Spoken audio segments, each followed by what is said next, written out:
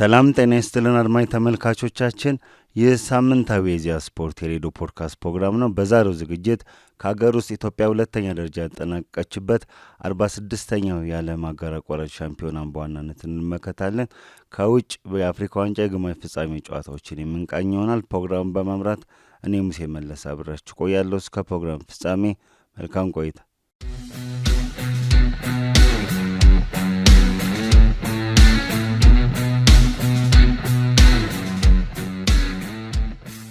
አድማጭ ተመልካቾቻችን፣ በጥር ወር የመጀመሪያ የኢዜአ ስፖርት የሬዲዮ ፖድካስት ፕሮግራም ከሀገር ውስጥ የምንመለከተው ርዕሰ ጉዳይ ኢትዮጵያ እንግዲህ አመርቂ ውጤት ያስመዘገበችበት 46ኛው የዓለም ሀገር አቋራጭ ሻምፒዮና ይሆናል። የውድድር ጥር 2 ቅዳሜ ዕለት ተከናውኗል፣ በአሜሪካ ፍሎሪዳ ማለት ነው።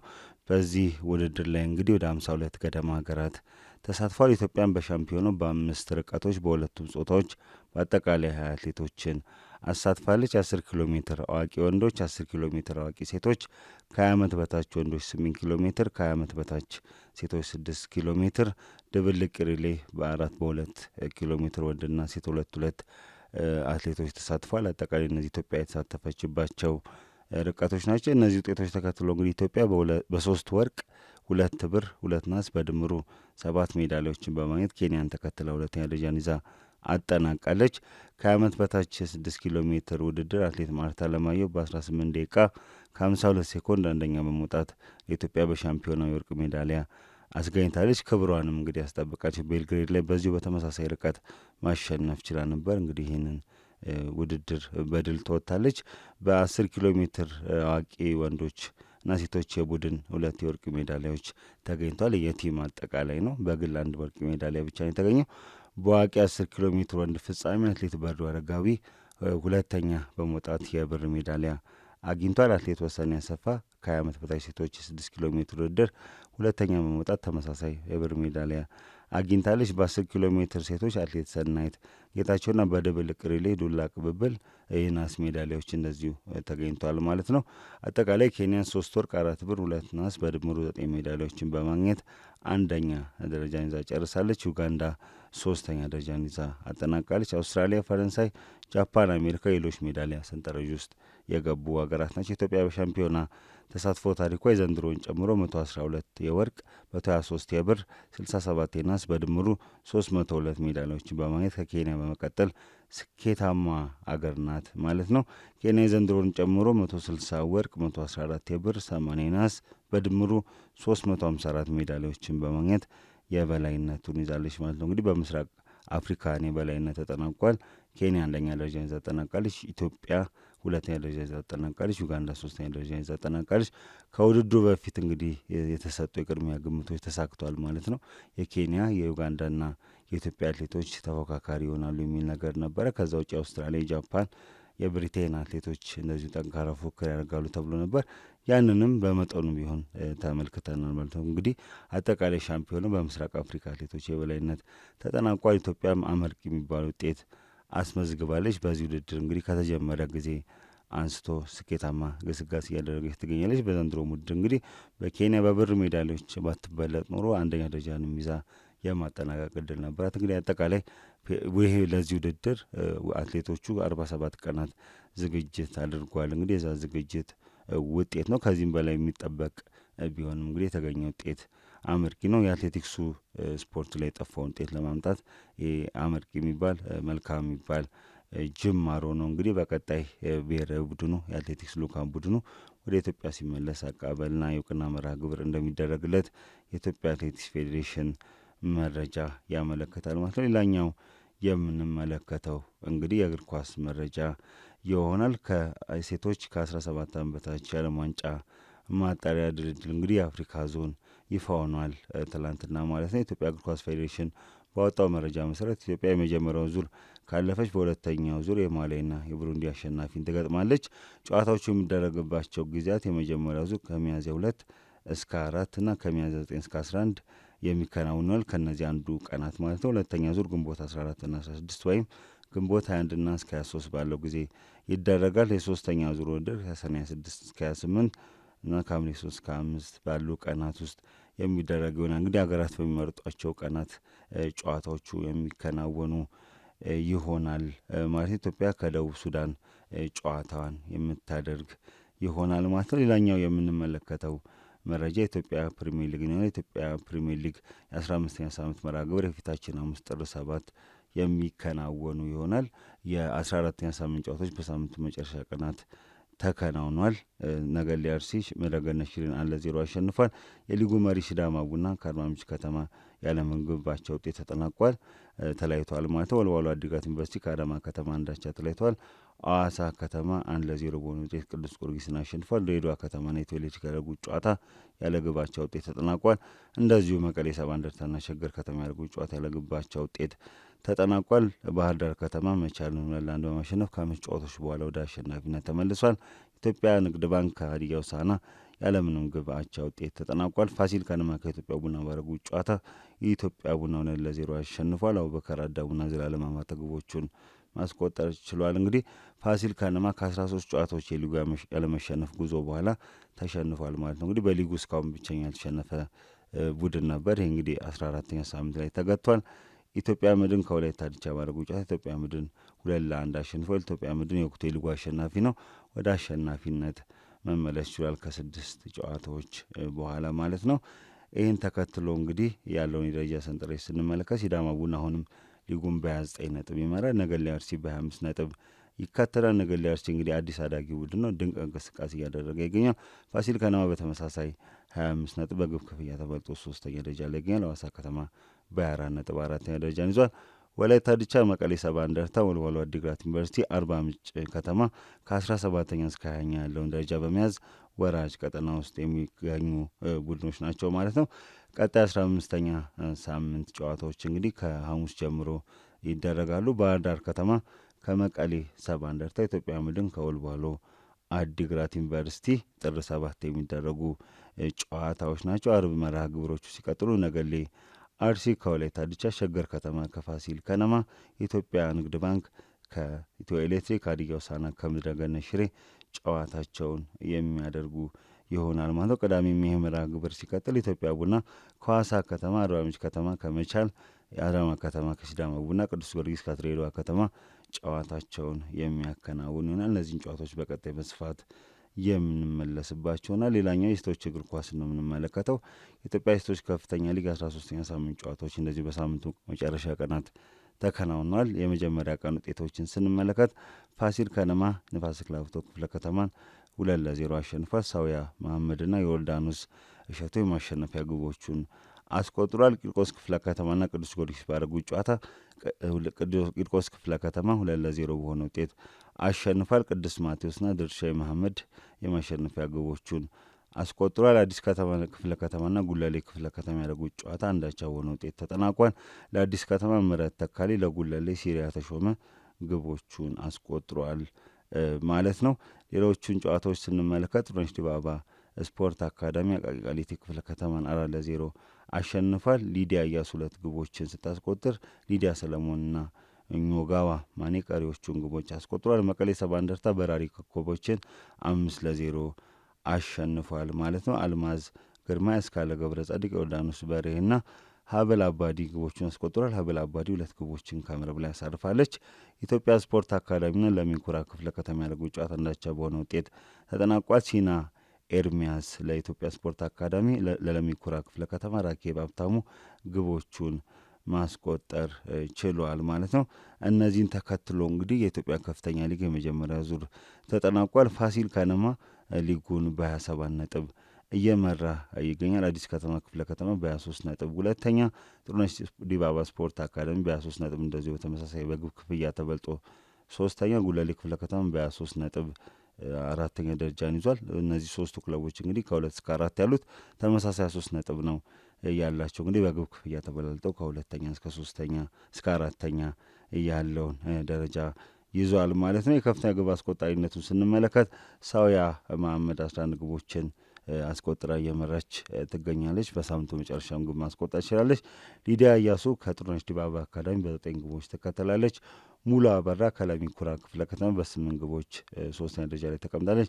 ሊዲያ ሰለሞን ከጥሩነሽ ዲባባ ስፖርት አካዳሚ እንግዲህ በ7 ግብ 4ተኛ ደረጃ ላይ ትገኛለች ማለት ነው። እነዚህ የሴቶች ፕሪሚየር ሊግ የሴቶች ከፍተኛ ሊግ የሳምንቱ ተጠባቂ ጨዋታዎች ነበሩ። የኢትዮጵያ ሴቶች ፕሪሚየር ሊግ የሁለተኛው ዙር መርሃ ግብር ከየካቲት 7 ቀን 2018 ዓ.ም አንስቶ ይካሄዳል። የፊታችን ሐሙስ ይጀምራል። እሱንም የተመለከቱ መረጃዎች በስፋት የምንመለስባቸው ይሆናል። እንግዲህ የኢትዮጵያ ሴቶች ፕሪሚየር ሊግ የዝውውር መስኮትም እንደዚሁ ተከፍቷል።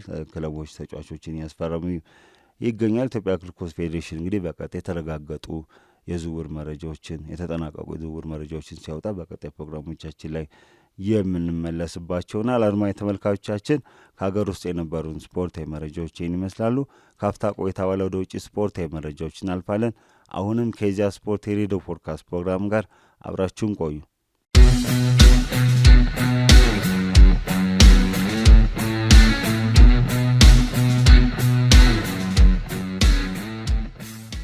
ተመልሰናል። አድማጭ ተመልካቾቻችን ከውጭ የምንመለከተው የአፍሪካ ዋንጫ መረጃዎችን ይሆናል። የአፍሪካ ዋንጫ እንግዲህ ከታህሳስ 12 ከተጀመረ በኋላ እንግዲህ ወደ ወሳኝ ምዕራፍ ተሸጋግሯል። የግማሽ ፍጻሜ ጨዋታዎች የፊታችን ረቡዕ ጥር 6 የሚከናወን ይሆናል። የአፍሪካ እግር ኳስ ኃያላን ቡድኖች እንግዲህ በግማሽ ፍጻሜ እርስ በርሳቸው ተገናኝቷል። የኃያላኖች ፍጥጫ በሚል እንግዲህ የእግር ኳስ ተንታኞች የእግር ኳስ አፍቃሪያን አስተያየታቸውን እየሰጡ ይገኛሉ ማለት ነው። ሴኔጋል ከግብጽ ምሽት 2 ሰዓት ሮብ ምሽት 2 ሰዓት ላይ በታንጀር ስቴዲየም ጨዋታቸውን የሚያደርጉ ይሆናል። ናይጄሪያ ከሞሮኮ በፕሪንስ ሙሌ አብደላ ስቴዲየም ምሽት 5 ሰዓት ላይ ጨዋታቸውን የሚያከናውኑ ይሆናል ማለት ነው። ቅድሚያ የምናገኘው ሴኔጋልና ግብጽ የሚያደርጉትን ጨዋታ ነው ማለት ነው። እነዚህ ሁለቱ ቡድኖች ምሽት 2 ሰዓት ላይ ረቡዕ ዕለት ጨዋታቸውን የሚያከናውኑ ይሆናል ማለት ነው።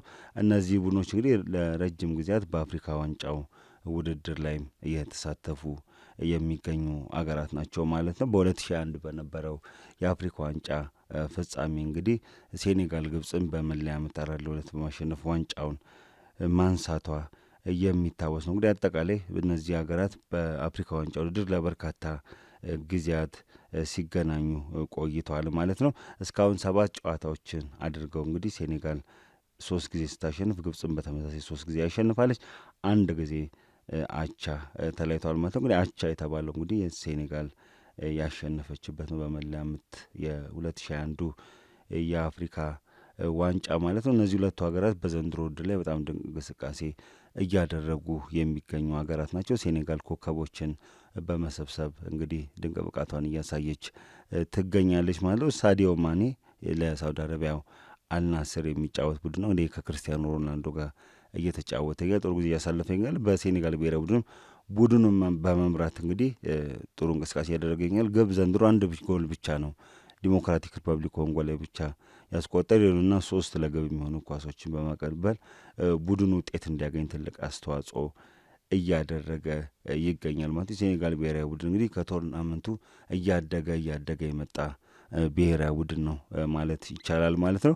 በማሊ በሩብ ፍጻሜ ላይ በነበረው ጨዋታ 1-0 ባሸነፈበት ጨዋታ በቀይ ካርድ ወጥቶለትም ትንሽ የተፈተነበትን አጋጣሚ ለመመልከት ችለናል። ማሊ በመጨረሻዎቹ ሰዓታት ላይ ግብ ለማስቆጠር ጥረት አድርጋ ነበር እና እንግዲህ ሴኔጋል የቁጥር ብልጫ ጠቅሟታል ማለት ነው። በዛ ጨዋታ ላይ በአጠቃላይ በነበሩ ጨዋታዎች ላይ ጥሩ እንቅስቃሴ አድርጋለች። በጥሎ ማለፉም ሱዳንን በአሳማኝ ሁኔታ በከፍተኛ ጨዋታ ብልጫ ነበረ 3-1 ማሸነፍ የቻለችው። ከምድቧም አንደኛ ሆና ነው በምድብ ጨዋታዎች ላይ እያለፈችው ማለት ነው። ሴኔጋል ብሔራዊ ቡድን ጥሩ እንቅስቃሴ እያደረገ ይገኛል ማለት እንችላለን። ማለት የግብጽ ብሔራዊ ቡድን እንግዲህ የ7 ጊዜ የአፍሪካ ዋንጫ አሸናፊ ነው። ስኬታማው የአፍሪካ አገር ነው። በአፍሪካ ዋንጫ ማለት በአህጉራዊ መድረክ በትልቅ ሁኔታ ስማቸው ከሚነሱ ሀገራት አንዷ ግብጽ ናት ማለት ነው። ግብጽ እንግዲህ የ7 ጊዜ የውድድሩ አሸናፊ ብትሆንም ለመጨረሻ ጊዜ የአፍሪካ ዋንጫ ነው ያነሳቸው እንደ አውሮፓውያን አቆጣጠር በ2010 ዓመተ ምህረት ነው። እንግዲህ 15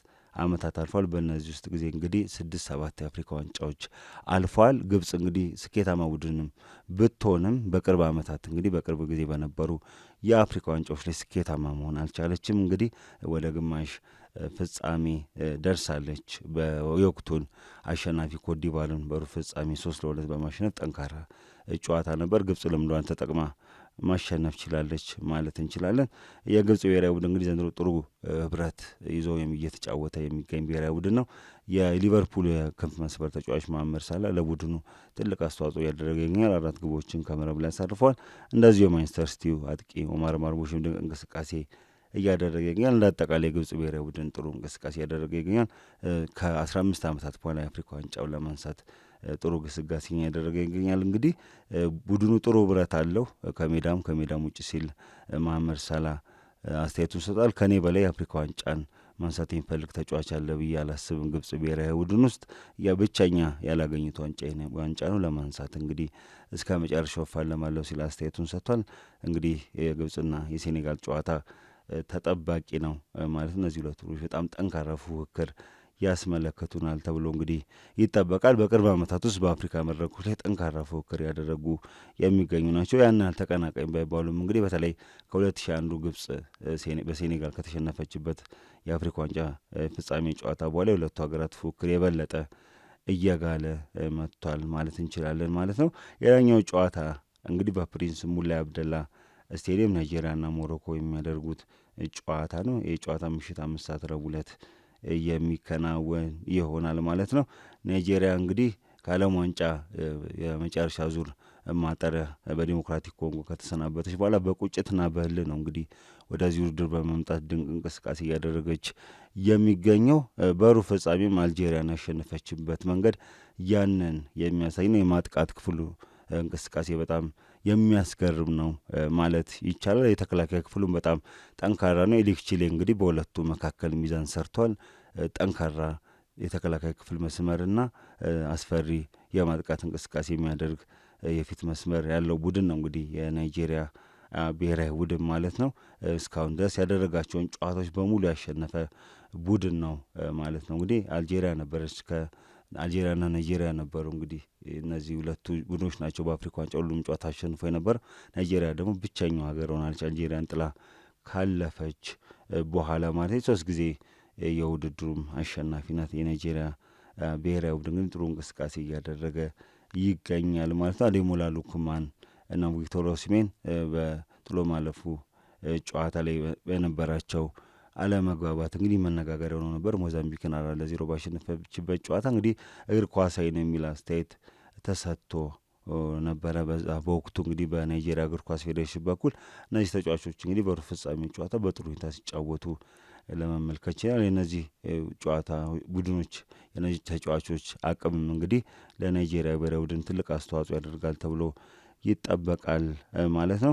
ሌላኛው የምንመለከተው እንግዲህ ሞሮኮ እንግዲህ የወቅቱ የአፍሪካ ምርጡ ቡድን እየተባለ ይገኛል። በፊፋ ሀገራት የእግር ኳስ ደረጃ 11ኛ ደረጃ ላይ የሚገኝ ቡድን ነው። ይሄ ቡድን በዘንድሮ የአፍሪካ ዋንጫ አጀማመሩ ብዙም አሳማኝ የሚባል አልነበረ። መክፈቻው ጨዋታ በኮሞሮስ ተፈትኗል ማለት ይቻላል። እንደ ቅድም እንዳነሳሁት እንደ ሴኔጋል ብሔራዊ ቡድን በቶርናመንቱ ላይ እየበሰለ እያደገ በጣም ጠንካራ አስፈሪ ቡድን እየሆነ መጥቷል። በተለይም በሩብ ፍጻሜው ካሜሮንን 2-0 ባሸነፈችበት ጨዋታ ሞሮኮ ድንቅ ብቃቱን አሳይቷል። የሞሮኮ ብሔራዊ ቡድን እንግዲህ በእግር ኳስ ውስጥ እንግዲህ ዋንጫ ለማንሳት ከመጠበቅ ይልቅ እንግዲህ አሸናፊ የውድድሩ አዘጋጅ ሀገር ሆኖ አሸናፊ ሆኖ የመጠበቅ ሁኔታ በጣም አደገኛ ነው ሲባል ይነሳል። ጫና ውስጥ ይከታል ሲባል ይነሳል። እንግዲህ ሞሮኮ እስካሁን ጫናውን ተቋቁመ እንግዲህ ግማሽ ፍጻሜ ደርሳለች ማለት ነው። እንግዲህ አዜዲን ኦናይን በጉዳት ቢያጣም የመሃል ክፍሉ አሁንም ኢዛዙሊ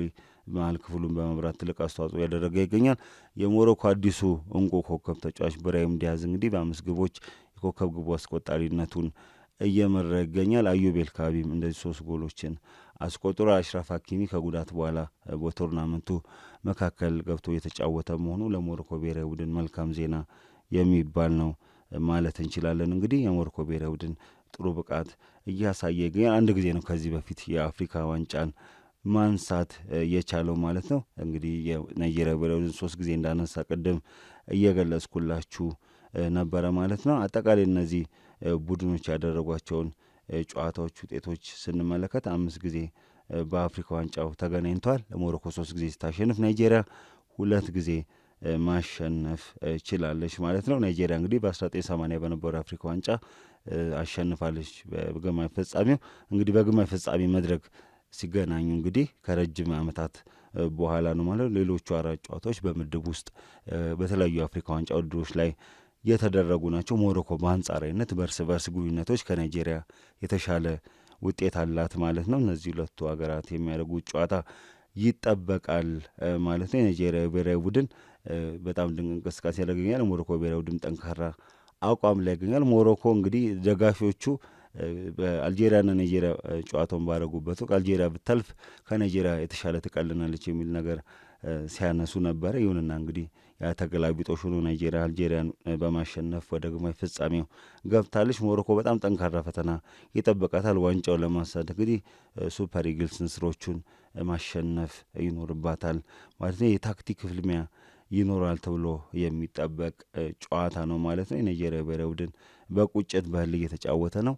እንግዲህ ሞሮኮ ደግሞ ከረጅም ከኦልሞስት ከ5 10 ዓመታት በኋላ የአፍሪካ ዋንጫን ለማንሳት ትፋለማለች ማለት ነው። ለዛም እንግዲህ የሚደረግ ጨዋታ ነው። እነዚህ ሁለት ቡድኖች የሚያደርጉት ጨዋታ በጣም ለእግር ኳስ ተመልካቹ አዝናኝ ተመጣጣኝ ፉክክር ይደረግበታል ተብሎበት ይጠበቃል። የሴኔጋልና የግብፅም ጨዋታ እንደዚሁ የሚጠበቅ ይሆናል ማለት ነው። እነዚህ ሁለቱ እርስ በርስ የሚያደርጉት ጨዋታ እንግዲህ በጣም ወሳኝ ነው። እንግዲህ ከእነዚህ 4ቱ አንዱ ዋንጫውን አነሳ ቢባል ብዙም የሚገርም አይደለም። ሞሮኮ የአፍሪካ እግር ኳስ ላይ ድንቅ እንቅስቃሴ እያደረገች የምትገኝ አገር ናት። ናይጄሪያም እንግዲህ ስኬታማ የምትባል አገር ናት። ሴኔጋልም ግብፅም እንግዲህ ጠንካራ የሚባሉ ሀገራት ስኬታማ ሀገራት ናቸው። ስለዚህ አዲስ ዋንጫ የሚያነሳ ቡድን የለም ከነዚህ 4ቱ መካከል።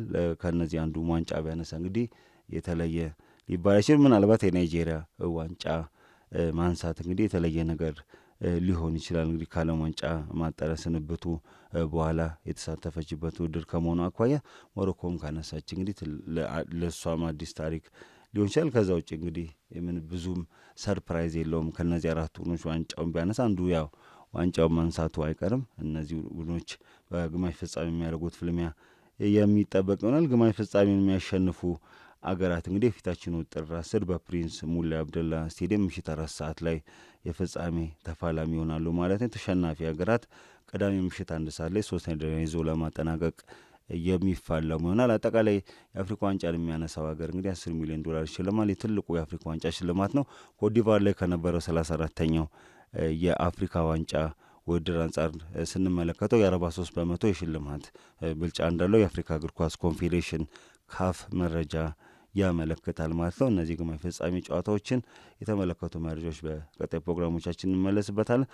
አርብ ሐሙስ ያለን የኢዜአ ስፖርት የቴሌቪዥን ፎርማት ፕሮግራም እንግዲህ ከግማሽ ፍጻሜ ጨዋታ በኋላ ፍጻሜው ላይ እነማን እርስ በርስ እንደሚገናኙ ስለ ፍጻሜ ጨዋታ ያሉ አጠቃላይ መረጃዎችን በስፋት የምንመለስባቸው ይሆናል። አድማጭ ተመልካቾቻችን የዛሬው የኢዜአ ስፖርት የሬዲዮ ፖድካስት ፕሮግራም ይህን ይመስል ነበር። ሳምንት በሌላ ፕሮግራም እስከምንገናኝ እስከ ሳምንት ቸርን ሰንብት። አድማጭ ተመልካቾቻችን የዛሬው የኢዜአ ስፖርት የሬዲዮ ፖድካስት ፕሮግራም ይህን ይመስል ነበረ። ሳምንት በሌላ ፕሮግራም እስከምንገናኝ እስከ ሳምንት ቸርን ሰንብት።